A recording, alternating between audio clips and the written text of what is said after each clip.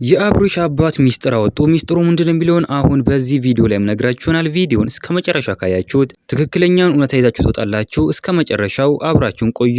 በጣም በሚገርም ሁኔታ እንግዲህ የአብርሽ አባት ጋሽዬ ሚስጥሩን በሙሉ ተናግሯል። አብርሃም ያደረገውን በሙሉ ተናግሯል ማለት ነው። ልጄ እንደዚህ ማድረግ አልነበረበትም። ለምንድነው ልጄ እንደዚህ የሚያደርገው? ሰው እንደዚህ እስከሚስቅበት ድረስ ጓደኞቼ ደውለው ራሱ እኔ ላይ እየሳቁብኝ ነበር። ለምን እንደዚህ ያደርጋል? ለምን ቤተሰቦቹን ያሰድባል? ራሱንስ እያሰደበ ነው። ለምን ደግሞ እኛን አይተወንም? ቤተሰቦቹን ለምን ያሳድባል?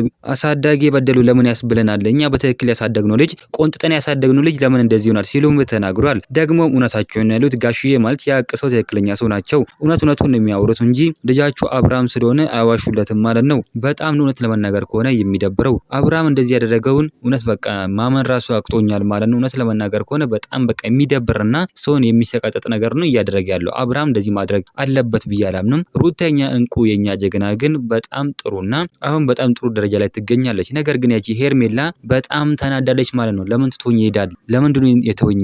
እኔ ምን አጎደልኩበት ብላ እንግዲህ ሄዳለች። አይወዳትም እኮ አብርሃም ሄርሜላን አይወድም። የሚወደው ሩታ ነው። ነገር ግን ያው በቃ እንትን ብሎበት አብርሃም ያው ህፃንነት ስላለበት እንደ ህፃን ያደርገዋል እንጂ ሩታን ነው የሚወደው። በጣም ነው ሩታን የሚወዳት። ከሩታ ጋር ነው መኖር የሚፈልገው። ነገር ግን ሩተኛ እንቁ የኛ ጀግና ግን ካለሱ በስተቀር መኖር ትችላለች ማለት ነው። የፈለገችውን አማርጣ ከሱ በላይ እንጂ ከሱ በታችማ አታገኝም። እውነት ለመናገር ከሆነ ሩተኛ እንቁ የኛ ጀግና። እናንተ ምን ትላላችሁ? ሀሳብ አስተያየታችሁን ኮሜንት ላይ ማስቀመጥ እንዳረሱ፣ ቪዲዮ ላይ ቻናሉ ሰብስክራይብ ማድረግ እንዳረሱ።